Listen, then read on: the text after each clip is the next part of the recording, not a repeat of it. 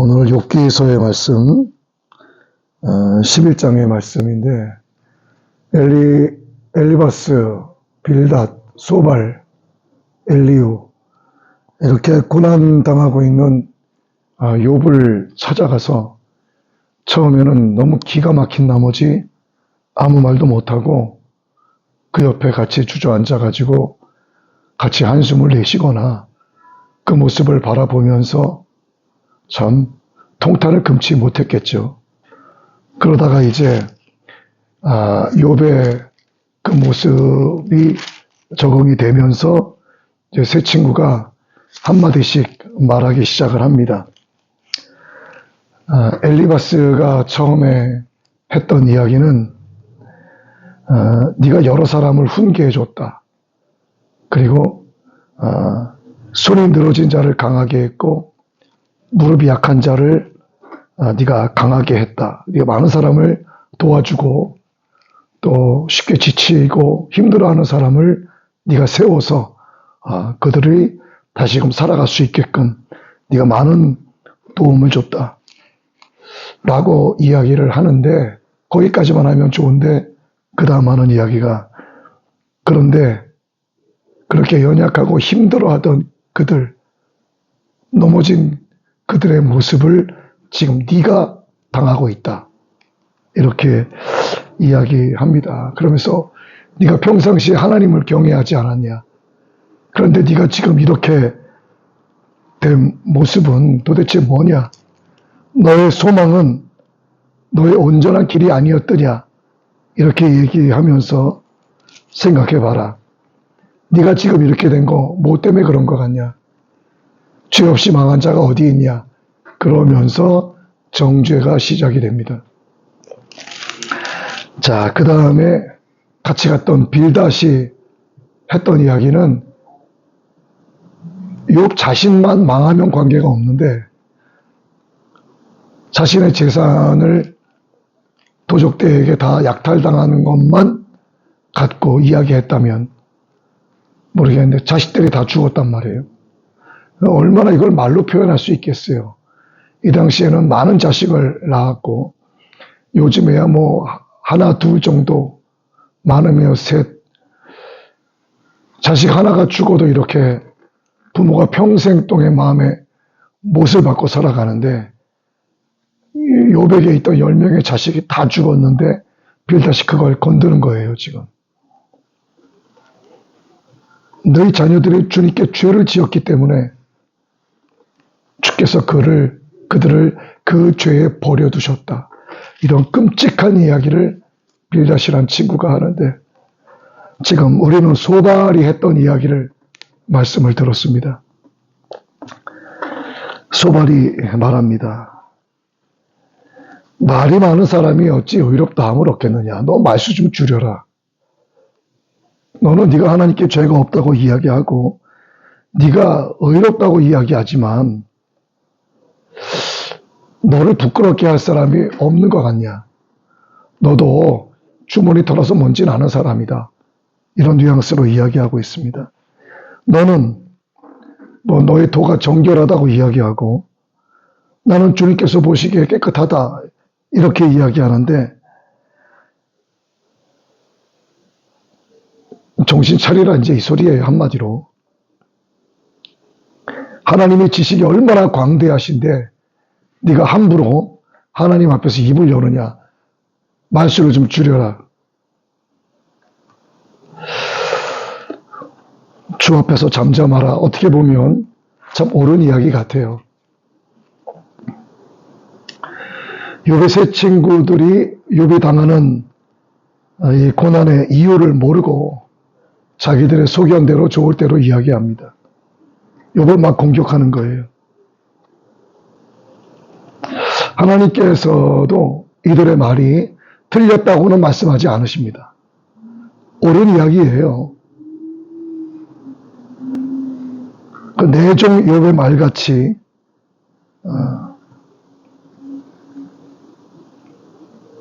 너희들이 말하지 않았다. 이렇게 말씀하시긴 합니다. 내종 욥의 말같이 너희들이 말하지 않았다. 그리고 욥의 말과 비교해서 이들을 하나님께서 책망하시는 장면이 이제 뒤에 나옵니다. 세 친구들의 말이 진리에서 완전히 떠난 말은 아니란 말이죠. 옳기도 해요. 근데 그들의 말 가운데서도 우리가 많은 교훈을 얻을 수 있습니다. 하나님 앞에서 소발의 말대로 말을 아끼고 잠잠해야 된다. 맞죠? 아무리 자식들이 잔치를 배설하고 아버지인 욥이 와서 자식들의 죄를 범했을까 기도하고 회개하게 하고 다 좋아요. 그럼에도 불구하고 자식들 마음 가운데 하나님 앞에 떳떳할까? 죄를 짓지 않을 수 없는 거예요. 먹고 마시고 취하게 되면 사람이 죄를 범할 수 있습니다. 그러니 빌다시한 이야기도 너희 자식들이 죄를 범하지 아니하겠느냐. 하나님께서 너희 자식들을 제 가운데 던지셨다. 맞는 이야기예요. 엘리바스의 말도 마찬가지입니다. 네가 아무리 가난하고 힘들고 어려운 자들을 도왔어도 네가 지금 이렇게 된 것은 너에게 죄가 없다고 할 수 없다. 다 맞지요. 많은 교훈을 얻을 수가 있습니다. 근데 그 중에 하나가 지금 소발이 했던 이 이야기, 우리가 읽은 본문 말씀대로 말이 많은 사람이 어찌 의롭다함을 얻겠느냐 하는 이야기예요. 사람이 아무리 깨끗한 채 하고 또 그렇게 해도 사실 부패한 어떤 조상의 후예들이기 때문에 하나님 앞에서는 깨끗할 수 없습니다. 아담으로부터 죄를 범해왔고 우리 믿음의 선조들이라고 하는 자들 역시도 하나님 앞에서 죄 짓지 않은 사람이 단 한 사람도 없습니다. 믿지 않는 자들이야 말할 것도 없고 우리라고 하나님 앞에서 정결하다고 말할 수 없어요. 말씀을 선포하는 저 역시도 하나님 앞에서는 죄인입니다. 자기가 의롭다고 많은 말로 항변을 한다고 해도 그것으로 결코 의롭다 하심을 얻을 수 없다 하는 말씀이 욥기서 4장 17절 말씀에도 명백하게 기록이 되어 있습니다. 다만 믿음과 그 믿음에 따르는 행위만으로도 의롭다 하심은 얻을 수 있어요. 로마서에서 이렇게 말씀하고 있잖아요. 그래서 선물로 주시는 이 믿음의 근거들을 통해서 우리가 하나님을 믿음으로써 예수님을 믿음으로써 의의 길로 인도하심을 받고 우리가 의롭다고 칭함받고 하나님과 화평을 누리면서 살아가는 것이 우리가 해야 할 일입니다. 우리가 감히 의롭다고 말할 수가 없는 거예요. 하나님 앞에서 말을 아끼는 게 좋습니다. 소발이 말이 틀린 말은 아니지만 욥의 입장에서는 정죄받는 느낌이 들 수가 있죠.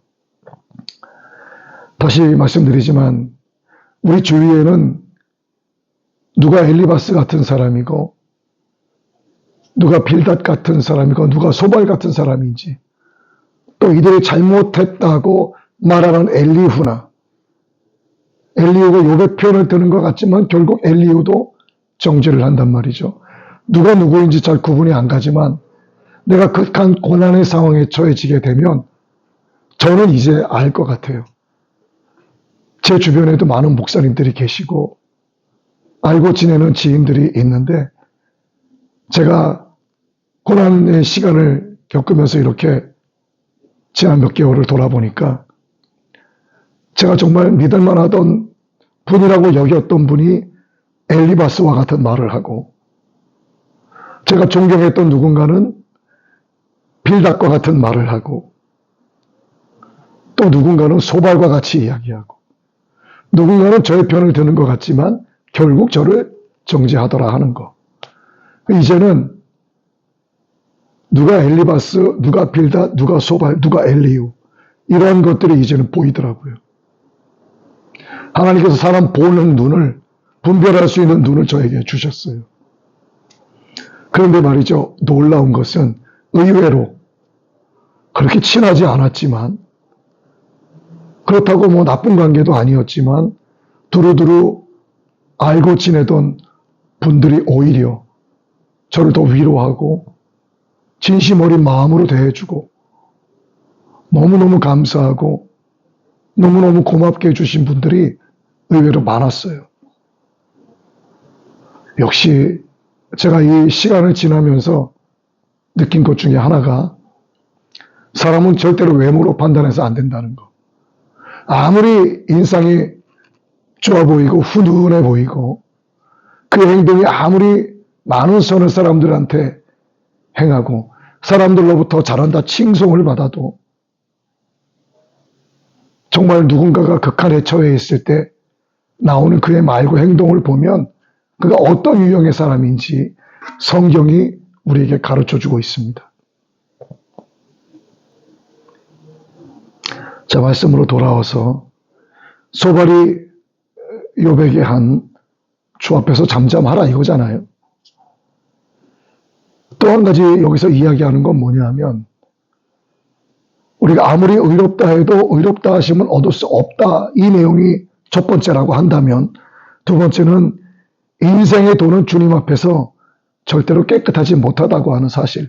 어떻게 보면 첫 번째 의롭다, 우리는 의롭지 않다라고 하는 내용과 상통하는 말이기도 하죠. 하나님께서 인생을 보십니다.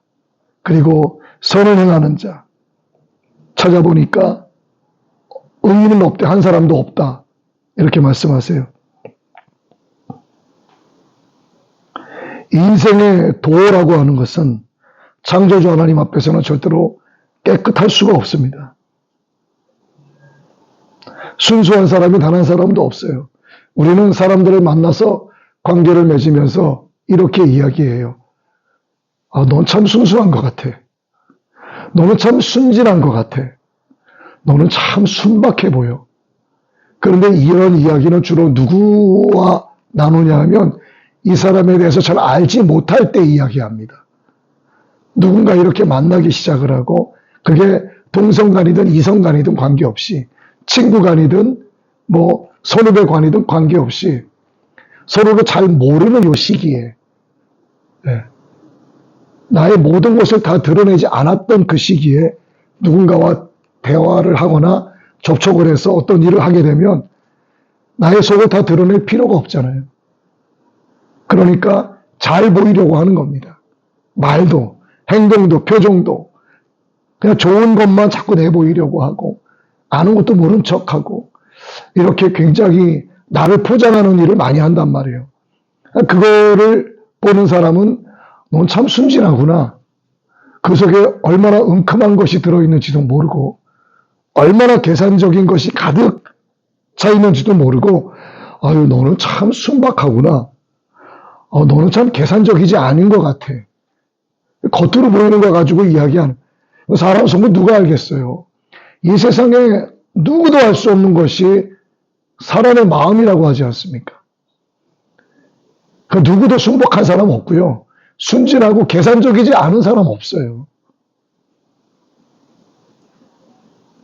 그런데 어떤 관계에 있어서는 정말 계산적이지 않은 관계도 있습니다. 정말 누군가 앞에서는 나의 모든 것을 내어주고 싶은 사람도 있어요. 계산적이지 않은 관계죠. 이런 관계 만나기가 쉽지가 않은 거예요.